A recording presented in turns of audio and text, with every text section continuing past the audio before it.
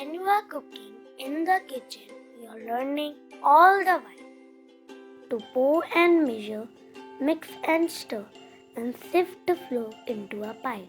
Scrub your hands before you start, then gather up the gear like pots and pans and measuring cups that you use throughout the year.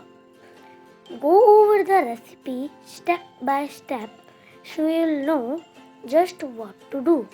By carefully following the directions, it won't be hard for you. Have a hot pad handy and an adult standing by so you won't hurt yourself when using the stove or baking a pie. Besides the fun and learning, there's always cleaning up to do, and even though it's quite a chore, it's part of cooking too. But after all the work is done, it will soon be time for dinner. And when someone asks for seconds, you'll know you've cooked a winner.